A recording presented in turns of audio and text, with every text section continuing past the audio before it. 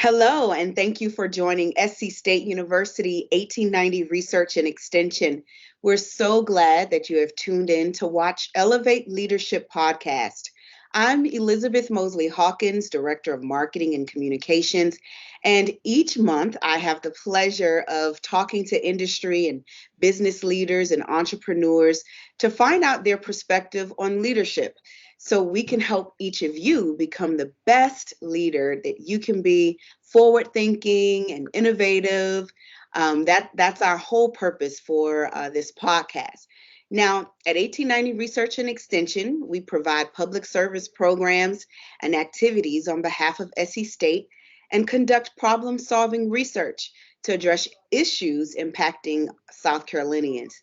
Our mission is to innovate and to educate, to elevate the quality of life and raise the standard of living for all South Carolinians. Now, as I said, Elevate Leadership Podcast is part of our community and economic development programming. And we very much want to develop strong community leaders and entrepreneurs who are well equipped to make a difference in communities where they live, work, and play. So our guest today is leading the development of a new project in Charleston, South Carolina. And this project has global significance and will expose hundreds of thousands of people to the untold stories and contributions of African Americans. Today, we are joined with Dr. Elijah Heyward. He's the Chief Operating Officer of the International African American Museum right there in Charleston, South Carolina.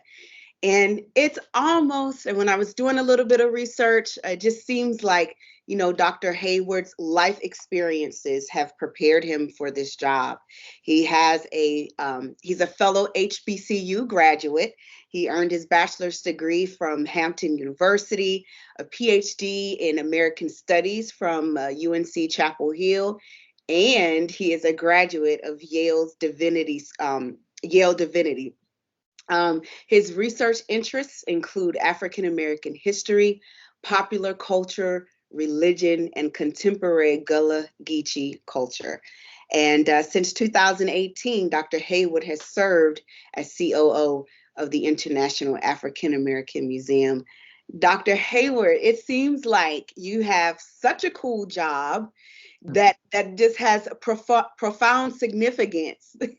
Thank you so much for joining us today. Elizabeth, thank you very much for the opportunity, and hello to the audience. It's a thrill to be spending this time with you today. So listen, I want to take just a few minutes at the top of this program to talk about the International African American Museum. For those of us who are unaware of what it is and its significance to Charleston, South Carolina, could you tell us a little bit about that? I would love to, but if you allow me to have a point of privilege, I have to just share how excited I am to be having this opportunity.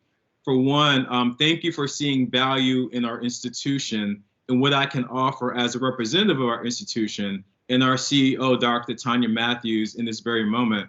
But beyond that, I am a son of South Carolina State. My parents both attended South Carolina State back when there was South Carolina State College, and I was actually raised on campus. Cool. I have a deep connection to State. I am a really ardent supporter of the institution, and I always try to raise and credit the institution for its early impact on me as a kid. So it's really exciting to be having this conversation for a host of reasons. To really directly respond to your question, though, what's really special is that you and I both know that South Carolina has an important role in American history, particularly for African Americans. But the sad part is that a lot of people around the country and world don't have the same appreciation that we and many of the viewers out there have of the history that we both understand and really hold in the highest regard. So our institution is really aiming to change and transform that. Charleston was the single greatest point of entry for African captives in our nation. So think about that. The single greatest entry point for African captives was South Carolina, Charleston in particular. So Henry Louis Gates, Professor Henry Louis Gates from Harvard likes to say that, hey, Charleston is ground zero for Black history. So when we think about that idea of Charleston being ground zero for Black history, being the place where our culture, where our family connections, where all of these things converge, it's a really exciting thing to really think about. So our institution is aimed at really honoring and uplifting all these truths that we know to be true in a way that can be shared with our nation and the world. So, it's been a project that's been in the works for nearly 21 years. Mayor Joe Riley cast the vision in a speech after being inspired by the book Slaves in the Family by Professor Edward Ball. And since then, community members from all walks of life have been working together to make this vision a reality that will open next year. So we're really excited to really take a location, the former Gadsden's Wharf, reclaim it, in a way that will help to leverage history in a really profound way to really have a great impact on the way in which we see ourselves, and more importantly, how the world can understand the importance of history from this particular vantage point. That is just so timely, because you kind of see this movement happening across America, where it's almost like you're wanting to rewrite history, erase history about what has happened in this country. So to have like the museum at such a place where we have documentation that enslaved persons would often land foot in Charleston, South Carolina. I mean, this museum could not have come at a better time. How do you feel about that? Seeing some of the campaigns that's happening across the country. It's a challenging time, but history tells us that this is nothing different than what's happened, before the current period that we're living in. History has a way of repeating itself, and I think that's why it's so important to harness history, but more importantly, to be the people who control our own stories and narratives. Because I would say this is the one reason that really inspired me to get a PhD and to become a scholar, because I wanted to be part of a solution that was driven by being a person that helped our community to harness our own stories, own our own stories, and be the ones to share them on our own terms. So I would say that, there's a corrective opportunity we have here to really highlight something that's so important, that so many Americans should know about, but by virtue of knowing, we'll hopefully take the steps to make the impact that we need to make our country a better place. I've always loved going to Charleston. It's a beautiful place, but it also means a lot to me. Like, it's almost like I can feel the ancestors there, especially knowing the history of Charleston. And it became that much more important to me probably about 2 years ago. I discovered that on my father's side, our earliest known ancestor, her name is Tracy Martin, and she was 17 years old and enslaved, sold to a Martin family that lived in Charleston, South Carolina. She went to Brazil first and then came to Charleston and was, like I said, brought by a Charlestonian for $300. And so it's like, now when I go there, it's kind of like, I feel like, okay, Tracy, I feel your spirit here with me, just to have that information, that knowledge. Well, it's really profound because I have a friend who's a city planner, and I'm always excited for folks who are not from South Carolina to come and visit, to kind of get a feel for, the Low Country in particular. I'm from Beaufort. Mm-hmm. My friend came to town, and I was expecting him to really, be, stunned by, the beauty and take everything in. He felt a profound heaviness, because for him, he felt the ancestors, and he felt the oppression of a city that was built by Black people that did not really honor the traditions that we hold to be true. So there's something that's really conflicting for a lot of people, which makes our work at the museum that much more important. Because I grew up coming to Charleston because I have family here. I grew up here also as well during the summers and breaks. But I grew up with this allure of really the beauty of it all. Mm-hmm. I also could feel that there was a void because Mm-hmm. I didn't really see, even as a kid, where our narratives were privileged in a way to really talk about the triumph, talk about the ingenuity, talk about the creativity that made the city what it is, and our nation as well. So there's a way in which, through knowing our stories, through harnessing them, and in particular, knowing our family roots, we have a Center for Family History, for example, that will be a leading genealogical research center Oh, to help families, connect those dots. But knowing that really helps us to reclaim narratives in a way that drives our mission forward to really create the justice work, space for justice work that would be so essential to who we are. so you talk about harnessing the stories, and I know a lot of that will be shown through artifacts and exhibits. What do you guys have planned? What will some of the exhibits and artifacts be? See, I can't give it all away because you still and visit. But I'll say that a few things I just excited to share here. For one, we have a garden.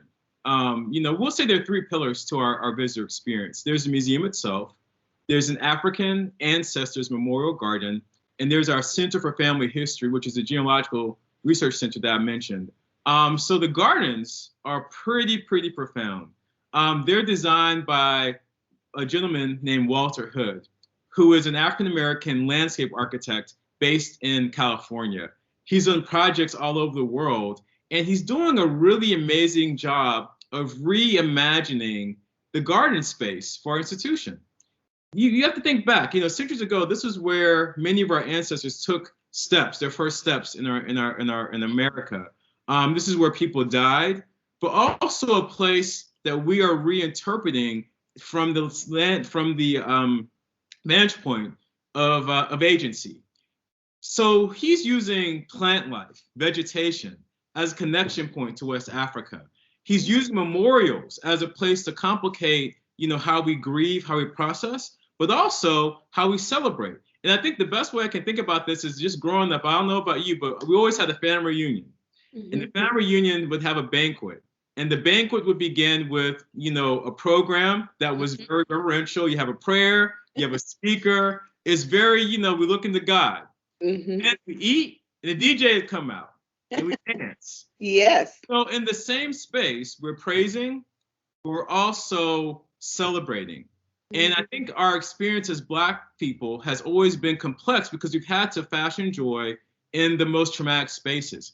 So this speaks to what Walter Hood's doing. He's really using the garden as a space to interrogate the grief, the heaviness of it all, but also conjuring the joy that we've had to conjure as a people for generations in a way that is really subtle, but will be impactful and beautiful because of the lush vegetation that will really, flank our institution. So that's one piece. The museum itself is going to be really amazing because, the question for our team is, how do we create a 21st century institution?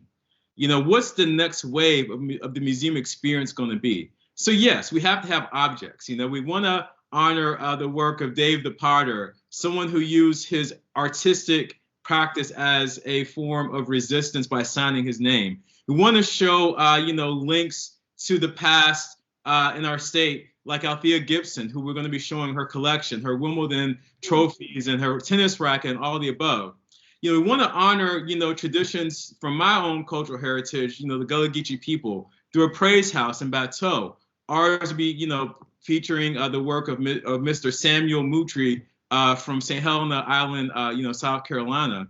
But we also want to think about how technology and interactive experiences can be leveraged to not only advance the learning that our young people will do when they come, but to really create an experience like no other. When visitors come, they can say, you know what?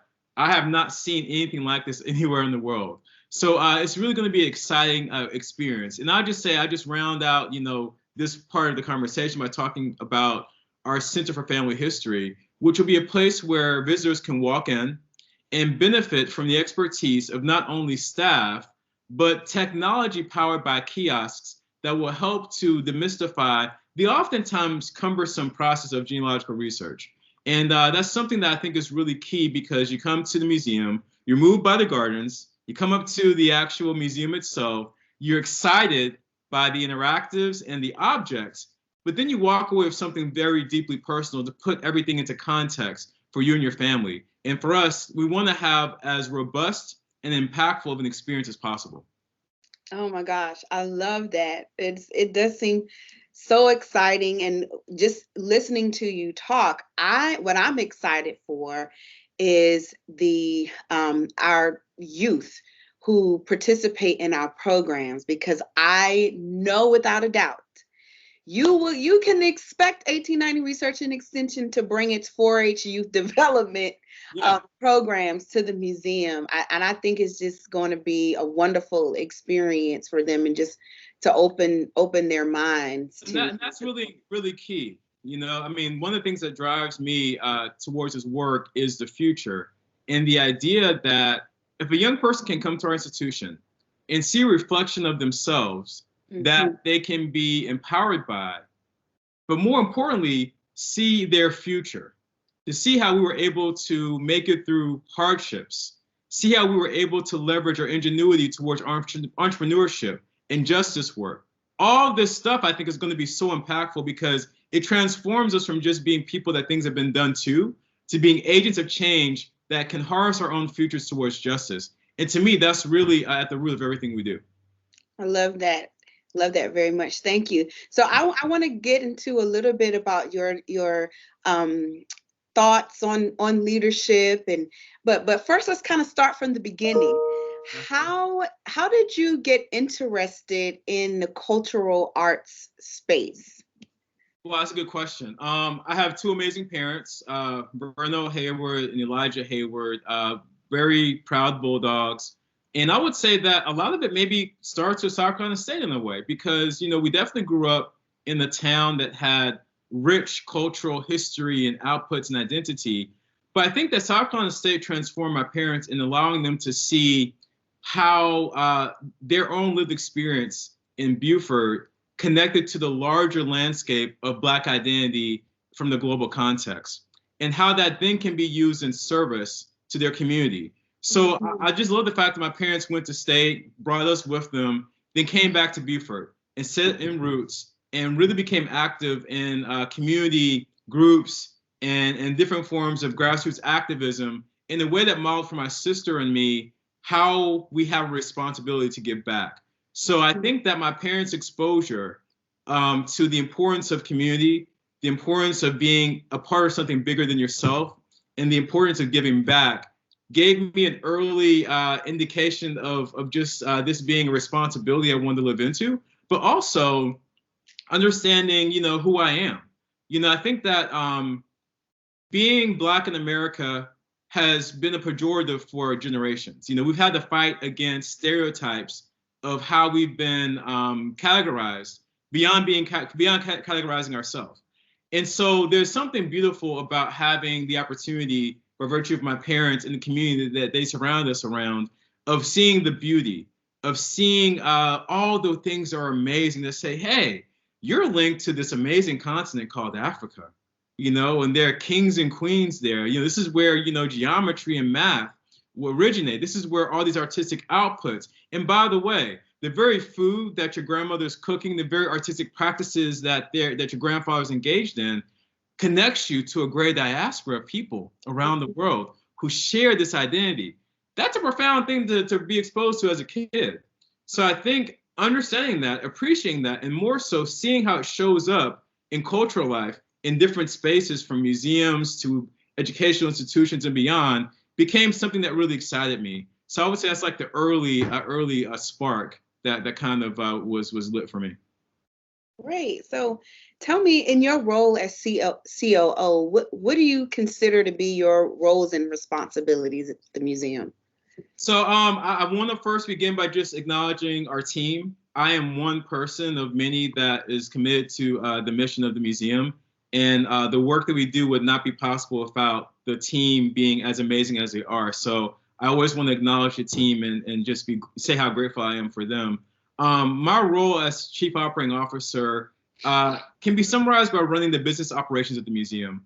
Our museum, even though we're a startup, we have financial fiduciary responsibilities. We have to fundraise. We have to engage in government relations. We have marketing. That's something you know very well about. And, we also have to consider HR and different functions that allow for us to operate at the highest level. One other cool benefit, though, beyond the business side is that I'm a scholar. So I'm able to be a value add to conversations around the curatorial affairs of the institution, as well as the ways in which we connect through community engagement. That's where the divinity school piece comes in. There are all these ways in which, as you mentioned before, so much of my experiences in life have brought me to this moment of being of value to the organization in a way that I'm really proud of. So I would just say that I am whatever the institution needs, and I'm proud to serve and grateful to serve. So you talked about, this being a business, and it's a startup, right? Yeah. So in building a business, you most often hear that partnerships and collaborations are helpful. And you mentioned government relations and community engagement. But what has been your experience in working with collaborators as you have worked to establish the museum? The museum would not be possible without collaborators. And I would say that, we cannot minimize any collaboration. I come from Coosaw Island in Beaufort. It's an island, barrier island, that didn't have a bridge until the 60s. And the reason why our community was able to be sustained to this day is we understood the value of our neighbors and everyone being a part of the same community. So, for example, when my grandfather went out fishing, he brought out, his catch, he would go around and share what he caught with folks on the island and vice versa. It's like a mutual aid dynamic that was really, necessary because you're on an island together. But the ethos of who we are as an institution. We're not here without the Charleston community who have spent their time volunteering, sharing their ideas, and really holding us accountable to being the best we can be. But beyond that, I would say, we have collaborators in the exhibit design. We have collaborators in institutions like South Carolina State, who we hope to work with and when we open around programming and various ways of hosting scholarly discourses, for example. So there are ways in which, we are not an island and that we are connected, and our success is tied to being as interconnected as possible in various ways. So, but our experience in that realm has been really encouraging because I found that there's been such a level of excitement about who we are and our mission. And there's always an individual organization that's really looking forward to finding a way to support who we are and, really help us to advance in a really positive way. Awesome. So I would imagine that, this project is such a large project like the museum has several challenges. What is one major issue that you've encountered and how have you handled it? I like the word opportunity versus challenge because I think that all the challenges is an opportunity to grow, to learn, and to hopefully move forward in a way that's more constructive. The biggest challenge of my life and career has been the pandemic. I don't know where you were last year around this time, but I think I was probably where I am now. But really thinking about the health and well-being of my loved ones in our nation and community, thinking about the impact of being shut down, and how that will really have a bearing on a museum that's being built, it's in construction, Mm-hmm, So, mm-hmm. questions, will we be able to sustain ourselves financially? Will construction be able to continue? Is our team okay? Is the team healthy? Is the team safe? Does the team feel connected? Will we be in a position to be productive as a team during a high-end season of really having collaboration be at the root of how we advance the work? All of these things were going on at the same time. So I would say that as a leader, it was a really important opportunity to really engage a lot. For one, the best part of leadership is understanding your deficits and understanding when you need help. And so we have an amazing board, and I have an amazing community of mentors and people who have really been supportive to me. So being able to call and say, hey, I need to just talk through some things. So that's one thing. But I would always want to just give credit to the dexterity of our team.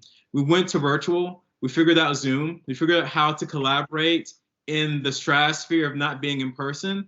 And we're able to keep things on track and on pace, in a way that led to us having a record year in fundraising, a record year in establishing our membership program, a record year of advancing the ways in which we approach the ingenuity of our exhibits. So there were definitely not easy days. Every day wasn't easy, I'll just say. But we grew, and we made it, and we considered we're far stronger than we were before the pandemic started. I love your perspective on challenges, seeing challenges as opportunities. So that means you have, instead of having what they call a fixed mindset, you have a growth mindset. And I'm working on that. I'm definitely a fixed mindset type of person. But that's the beauty of collaboration, because we need different approaches and personalities, and I think that's how we all make magic. So I think that's the beauty of working with other people. Well, thank you. Don't make me feel so bad about that. No, for sure. Well, listen, you talked about fundraising, and we may have some people who look at our Elevate Leadership podcast that might be in the nonprofit space, or as we mentioned, maybe starting up a business and need investors.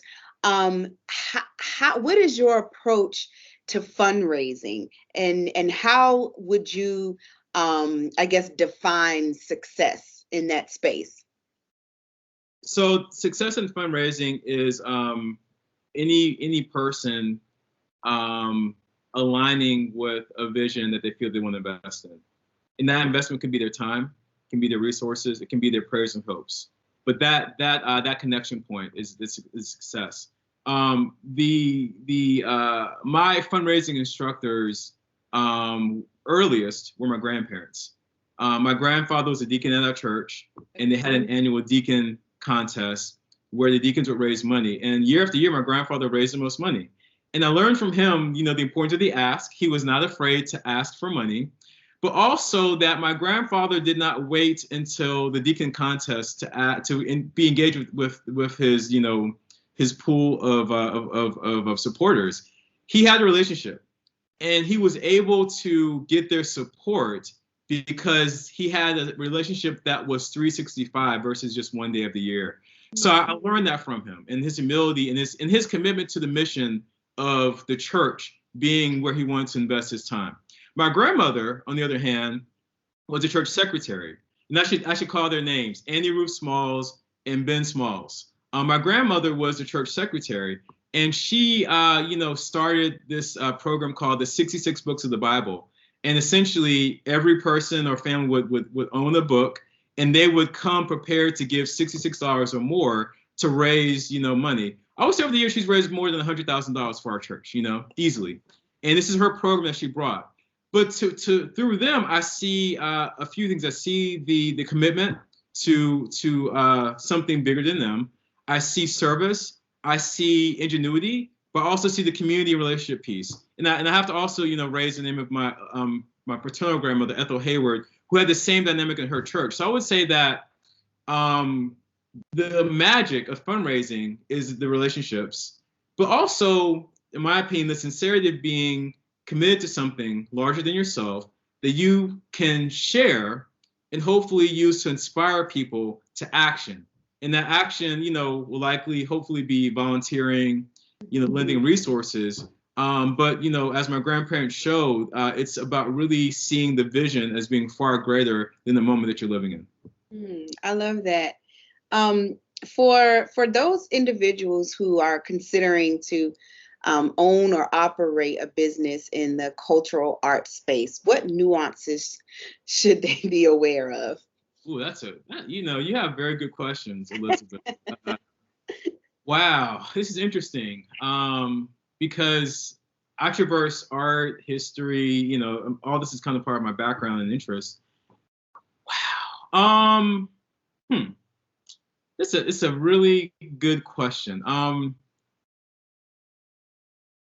There's always a value proposition that we bring to any industry. And I think that it's really important to determine what that value proposition is, whatever it is, if it's your product, if it's your practice, if it's your intellect that you're going to be leveraging in a consulting frame for a reference, what's that value proposition and how does it fit into the marketplace? You know, I think that that's a really important nuance because in our case, there's an amazing museum in Washington, D.C. And as someone that has, you know, managed our marketing and our branding and our fundraising, I would say the most frequent question that I get is what makes you different than the museum in DC? And, you know, it's a really good question. So what is our value proposition? What are we bringing to the marketplace that distinguishes us from not our competitor? Because I don't believe in competition. There's enough success for us all, but from our peer institution, you know? And so I think that understanding that nuance of your value proposition, how you align with the other, you know, folks in your industry, and being knowledgeable about trends and the different shifts and dynamics that are at play, so that you're always able to not only have informed decisions, but be able to respond to feedback when you get it, knowing, you know, the basis of what you're building your foundation of your brand on, just based on the information. Awesome. I love it. Of course, from a marketing perspective, I love that. So I know you have to head out soon. So I just want to ask you two more questions. As the Chief Operating Officer for the International African American Museum, what legacy do you want to leave behind? So I'm a person of faith, and what's crazy is I'm not really someone that likes to share that openly, because to me, your work speaks for you. But I found that I've been in a position more and more to just be very sincere and honest about my beliefs and my values. So for me, the work that I'm doing in this moment is not really about myself. It's about honoring God. That's just it. So for me, that's the legacy. The legacy is for people to not look at me, not look at anything that I've accomplished, but see the team, see the amazing work that God can do through us. And if you're not a person of faith, to be inspired by something bigger than you, and use that inspiration to not only improve yourself, but your community for the better. That's it. Awesome. And so, being that you're, you know, in this new space in Charleston, and you talked a little bit about it, you know, the importance of community engagement and your hope for what visitors will gain. So how can community and business and industry help to support and become involved in the museum?